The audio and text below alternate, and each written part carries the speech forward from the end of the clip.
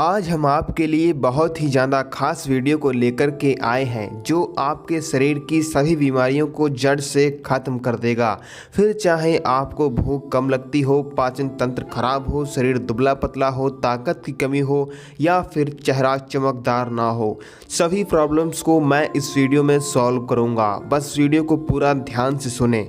दोस्तों, हमारे इस स्थूल शरीर में 72,000 नाड़ियाँ होती हैं और इन्हीं नाड़ियों के द्वारा हमारे शरीर में ऊर्जा प्रवाहित होती है। लेकिन इन 72,000 नाड़ियों में 3 नाड़ियाँ बहुत ही प्रमुख होती हैं। पहली इंडा, दूसरी पिंगला और तीसरी सुषुम्ना। इंडा नाड़ी को हम चंद्र नाड़ी कहते हैं, दूसरी पिंगला नाड़ी को हम सूर्य नाड़ी कहते हैं। यह तीनों नाड़ियाँ हमारे मेरुदंड से जुड़ी हुई होती हैं। इंडा नाड़ी मेरुदंड की बाईं तरफ होती है और पिंगला दाहिनी तरफ, और मेरुदंड की हड्डी के भीतर सुषुम्ना नाड़ी मौजूद होती है।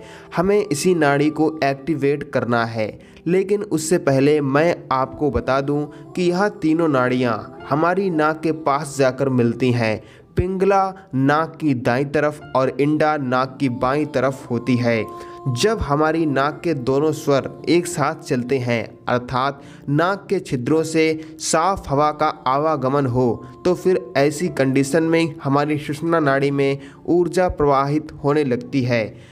इसी सुषुम्ना नाड़ी में अदृश्य रूप में सप्त चक्र विराजमान होते हैं और इसी नाड़ी में कुंडली शक्ति का निवास स्थान होता है जो सुषुप्ति अवस्था में रहती है। सुषुम्ना नाड़ी को जागृत करने का मतलब है सप्त चक्रों को सक्रिय करना, जीवन को एक नई दिशा की ओर ले जाना। जब हमारी सुषुम्ना में ऊर्जा प्रवाहित होने लगती है तो हमारा शरीर ऊर्जा से भर जाता है। हमारा शरीर सभी रोगों से मुक्त रहता है। हमारे चेहरे पर विशेष तेज छलकता है। इसी नाड़ी के द्वारा हमारी वीर शक्ति मस्तिष्क तक पहुंचती है और हमें तेजस्विता प्राप्त होती है। हमारे प्राचीन ऋषि मुनि इसी नाड़ी को एक्टिव कर सिद्ध पुरुष बन जाते थे। इस नाड़ी के जागरण से ब्रह्मचर्य के मार्ग पर चलना सरल हो जाता है। इस नाड़ी के प्रभाव से हमारा अंतःकरण निर्मल व हमारा मन शांत होता चला जाता है और हमारी चेतना जागृत हो जाती है। इसके जागरण से हमें सब कुछ प्राप्त हो जाता है। तो आइए हम जानते हैं कि इसको जागृत कैसे करें।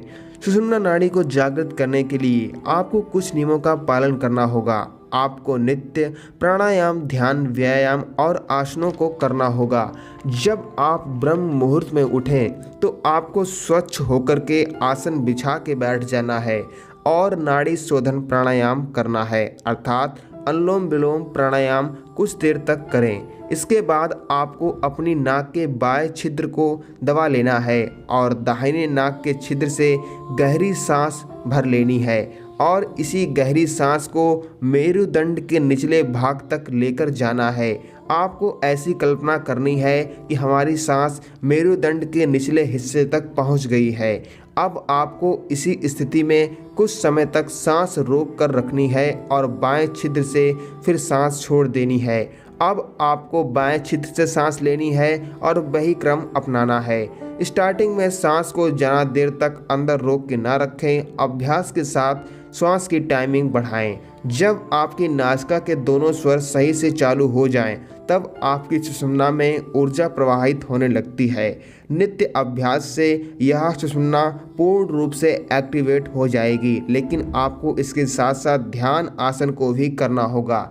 ध्यान आप सुबह ब्रह्म मुहूर्त में करें। आसन के तौर पर आप सूर्य नमस्कार करें। अगर हो सके तो मयूरासन, धनुरासन, पश्चिमोत्तानासन, शीर्षासन, चक्रासन आप कर सकते हैं।